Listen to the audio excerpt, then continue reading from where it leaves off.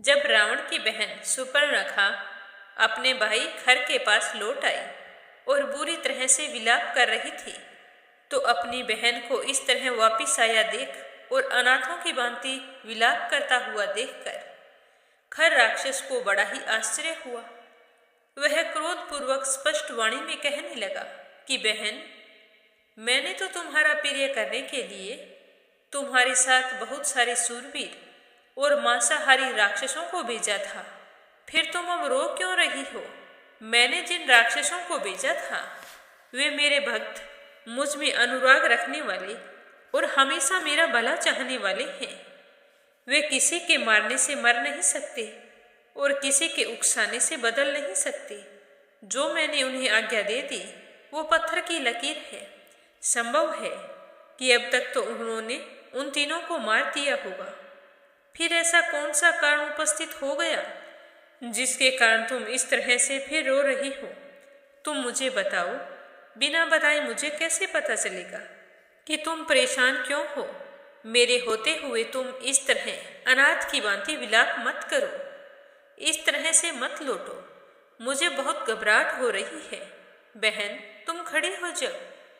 तो भाई के इस तरह दिलासा देने पर वह राक्षसी अपने आंसुओं को पोंछकर अपने भाई खर से कहने लगी कि भैया, तुम यही जानना चाहते हो कि मैं फिर तुम्हारे पास क्यों आ गई? तो ध्यान से सुनो। मैं भी बहुत ताकतवर हूँ, फिर भी उन्होंने मेरे नाक और कान काट दिए और मैं खून की धारा से ना उठी। और फिर मैं तुम्हारे पास आई थी, तब भी आपने मुझे बहुत दिलासा दी थी कि उन तीनों को मैं मरवा दूंगा, और आपने अपने राक्षस भी मेरे साथ भेज दिए। तुमने पूरे 1 नहीं 14 शूरवीर राक्षस मेरे साथ भेजे थे, और वे सारे के सारे हाथों में शूल और पटीस लेकर गए थे, और मैंने ही उन्हें श्री राम से मिलवाया था।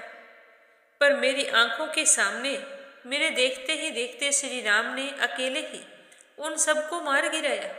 भैया, वह श्री राम इतना बलशाली है, उसका पराक्रम देखकर मेरे मन में तो बड़ा भय उत्पन्न हो रहा है कि ना जाने अब क्या होने वाला है। मुझे तो अब बहुत ही डर लग रहा है। इसीलिए एक बार फिर मैं आपकी शरण में आई हूँ। मैं तो शोक के उस समुद्र में डूब गई हूँ जहाँ विषाद रूपी मगर निवास करते हैं और त्रास की तरंग मालाएं उठती हैं। तुम उस शोक के सागर से मेरा उद्धार क्यों नहीं करते हो? जो मांस बख्शी राक्षस मेरे साथ गए थे वे तो सब के सब राम के पैने बाणों से मारे जाने के कारण पृथ्वी पर पड़े हैं। अब हमें क्या करना चाहिए? भैया, यदि मुझ और उन मरे हुए राक्षसों पर तुम्हें दया आती है तो श्री राम के साथ लोहा लेने के लिए तुम में जो शक्ति और तेज है उसके द्वारा उसे मार डालो, क्योंकि राम का यहाँ रहना ठीक नहीं है। वो इस दंडकारण्य वन में घर बनाकर रह रहे हैं। तो यह एक बात तो साबित हो चुकी है कि राम हम राक्षसों के लिए बड़े ही कष्टकारी हैं। अगर आज आपने श्री राम को नहीं मारा तो मैं तुम्हारे सामने अपने प्राण त्याग दूंगी, क्योंकि भैया, मैं तो किसी को मुंह दिखाने के लायक नहीं रही। मेरी तो लाज लुट चुकी है। देखो, उन्होंने मेरा नाक काट दिया है। मैं तो मेरी बुद्धि से बार बार यही सोचती हूँ कि ऐसे जीवन से तो मर जाना बेहतर है। तुम महासमर में सबल होकर राम के सामने युद्ध में नहीं ठहर सकोगे। तुम अपने को सूरवीर मानते हो ना, किंतु मुझे नहीं लगता कि तुम राम से ताकतवर हो। तुम तो ऐसे ही अपने आप को पराक्रमी बतला रहे हो। अगर तुम में हिम्मत है तो राम और लक्ष्मण को मार डालो, या फिर अपने कुल में कलंक लगा देखकर भाई बंधुओं को साथ लेकर इस जगह से भाग जाओ और मैं अपने प्राण त्याग दूंगी। इस तरह कहते हुए वह राक्षसी कहने लगी कि भैया, अगर तुम में उन दोनों को मारने की शक्ति नहीं है तो तुम जैसे निर्बल और पराक्रम शून्य राक्षस का यहाँ रहना संभव नहीं है। राम और लक्ष्मण तुम्हें मार डालेंगे। इससे अच्छा है कि इस कलंक को अपने माथे पर लेकर यहाँ से भाग जाओ। अगर तुम नहीं गई तो राम के तेज से पराजित होकर बहुत ही जल्द नष्ट हो जाओगे, क्योंकि राम दशरथ कुमार के बड़े बेटे हैं, बड़े तेजस्वी हैं, और उनका भाई जो लक्ष्मण है वह भी महान पराक्रमी है। उसी ने तो मेरा नाक और कान काटा था और मुझे अत्यंत कुरूप बना दिया है।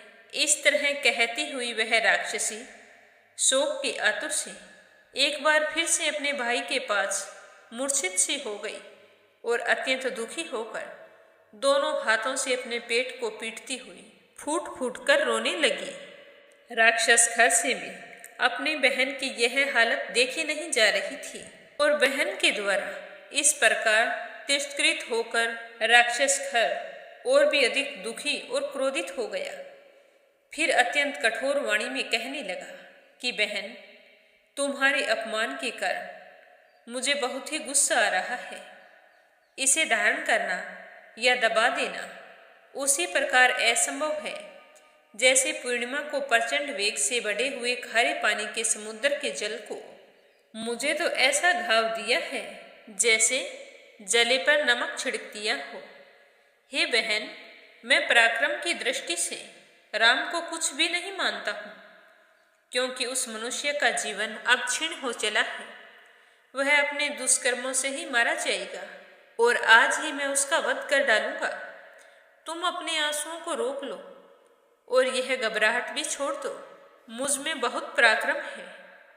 मैं यह कलंक लेकर यहाँ से पराजित होकर भाग नहीं सकता। तुम ये कह रही हो कि मैं दंडकारण्य वन को छोड़कर चला जाऊं, तो ये कभी नहीं होने वाला। मैं आज ही राम और लक्ष्मण दोनों को यमलोक पहुंचा दूंगा। तुम्हें किसी तरह भयभीत होने की आवश्यकता नहीं है। बस अब तुम अपने आप को तैयार कर लो, क्योंकि आज मेरे फरसे की मार से राम और लक्ष्मण दोनों मारे जाएंगे और फिर तुम उन दोनों का गरम गरम खून पीने को मिलेगा। खर के मुख से निकली हुई इस बात को सुनकर शूर्पणखा को बड़ी ही प्रसन्नता हुई।